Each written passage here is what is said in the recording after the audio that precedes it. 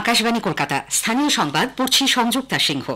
সন্দেশখালীর মহিলাদের ধর্ষণের ভুয়ো অভিযোগের কথিত ভিডিও প্রকাশ্যে আসায় তৃণমূল কংগ্রেস নির্বাচন কমিশনের দ্বারস্থ হয়েছে।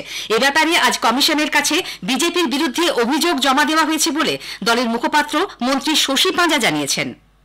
এই অসত্য কথাগুলো বলেছেন, সন্দেশখালী সম্বন্ধে মহিলাদের বদনাম করেছেন, বাংলাকে বদনাম করেছেন, কালিমালিপ্ত করেছেন। এই নির্বাচন চলাকালীন স্বাভাবিক ইলেকশন কমিশন অফ ইন্ডিয়াকেই বলতে হবে।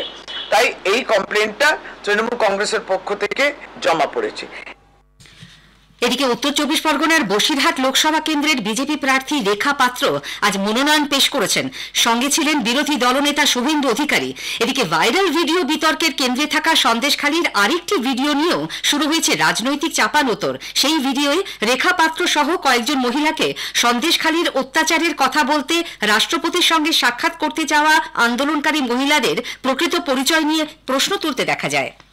ভোটের মুখে বহরমপুর থানার আইসিকে সরিয়ে দিল নির্বাচন কমিশন। তার জায়গায় নতুন আইসির নাম মুখ্য নির্বাচনী আধিকারিক বেছে নেবেন 3 জন যোগ্য অফিসারের তালিকা থেকে। উল্লেখ্য, কংগ্রেসের পক্ষ থেকে কমিশনের কাছে বহরমপুর থানার আইসির বিরুদ্ধে পক্ষপাতমূলক আচরণের অভিযোগ করে অবিলম্বে তাকে সরানোর দাবি জানানো হয়েছিল।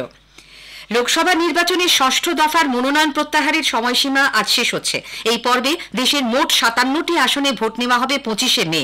এর মধ্যে রয়েছে এ রাজ্যের পুরুলিয়া, বাঁকুড়া, বিষ্ণুপুর, মেদিনীপুর, ঝাড়গ্রাম, কাঁথি, তমলুক ও ঘাটাল। লোকসভা নির্বাচনের বাকি 4 দফার জন্য প্রচার এখন তুঙ্গে। তৃণমূল কংগ্রেসের সর্বভারতীয় সাধারণ সম্পাদক অভিষেক ব্যানার্জি আজ বীরভূমের দলীয় প্রার্থী শতাব্দী রায়ের সমর্থনে এবং বর্ধমান পূর্ব কেন্দ্রের প্রার্থী শর্মিলা সরকারের হয়ে প্রচার চালাবেন।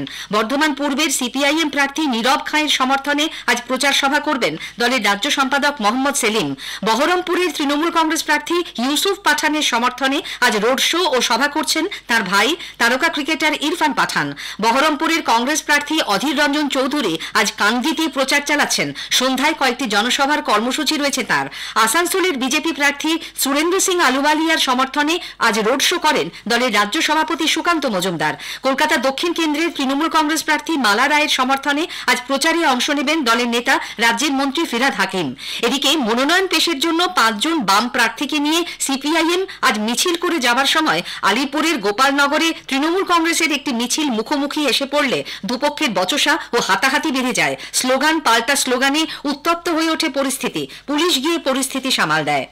প্রচারে বাধা দেবার অভিযোগ করেছেন বর্ধমান দুর্গাপুর লোকসভা কেন্দ্রের বিজেপি প্রার্থী দিলীপ ঘোষ। আজ বর্ধমানের সাংবাদিকদের কাছে তিনি অভিযোগ করেন, এখানকার ডিএম, এসপি, থানার ওসি এবং বিডিও অফিসের কর্মীরা নির্বাচন কমিশনের অধীনে থাকলেও তৃণমূল কংগ্রেসের হয়ে কাজ করছেন। ডিএম অফিস থেকে নির্ধারিত কর্মসূচি বাতিল করে দেওয়া হচ্ছে।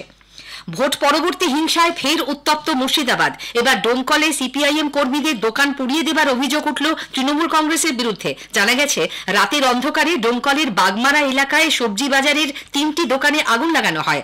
আজ ভোরে তা স্থানীয় বাসিন্দাদের নজরে আসে। সিপিআইএম নেতৃত্বের দাবি, ওই 3টি দোকানের মালিকরা তাদের কর্মী। তাদের হুমকিও দেওয়া হয়েছিল। শ্লীলতাহানির অভিযোগ নিয়ে তার বিরুদ্ধে অনুসন্ধানকে বেআইনি আখ্যা দিয়ে দ্রুত তা বন্ধ করতে বলেছেন রাজ্যপাল সিভি আনন্দ বোস। মুখ্য সচিব ভগবতী প্রসাদ গোপালিকাকে এই মর্মে চিঠি দিয়েছেন তিনি। নবান্ন সূত্রে খবর, সংবিধানের 361 নম্বর ধারা অনুযায়ী রাজ্যপালের রক্ষা কবচের কথা স্মরণ করিয়ে দিয়ে চিঠিতে তার বিরুদ্ধে পুলিশি অনুসন্ধান বন্ধ করতে বলা হয়েছে। উল্লেখ্য, রাজ্যপালের বিরুদ্ধে শ্লীলতাহানির অভিযোগের তদন্তে কলকাতা পুলিশের ডিসি সেন্ট্রালের নেতৃত্বে 8 সদস্যের বিশেষ অনুসন্ধান দল গঠন করা হয়েছে। তদন্তের স্বার্থে রাজভবনে চিঠি পাঠিয়ে সিসিটিভি ফুটেজ চাওয়া হয়। রাজভবনে কর্মরত অস্থায়ী কর্মীদের কাজের পর্যালোচনা শুরু করা হলো।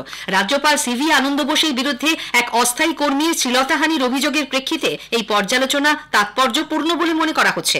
বর্তমানে রাজভবনে প্রায় 40 জন অস্থায়ী কর্মী রয়েছেন। সূত্রের খবর, কোন কর্মচারী রাজভবনের কোন বিভাগে কাজ করেন, কতক্ষণ তারা রাজভবনে থাকেন, সে বিষয়ে বিস্তারিত রিপোর্ট তৈরি করা হচ্ছে।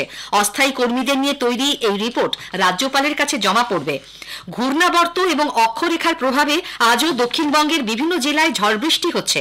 বাতাসে জলীয় বাষ্পের পরিমাণ অনেক বেড়ে যাওয়ায় ঘর্মাক্ত গরমের অস্বস্তি থাকলেও তাপপ্রবাহ থেকে রেহাই মিলেছে। কলকাতায় বজ্র বিদ্যুৎ সহ বৃষ্টি শুরু হয়েছে। আজ সকালে শহরের সর্বনিম্ন তাপমাত্রা রেকর্ড করা হয় 26.2 ডিগ্রি সেলসিয়াস স্বাভাবিক। তবে আকাশ মেঘাচ্ছন্ন থাকায় সর্বোচ্চ তাপমাত্রা আজও স্বাভাবিকের নিচে থাকার সম্ভাবনা। স্থানীয় সংবাদ শেষ হলো।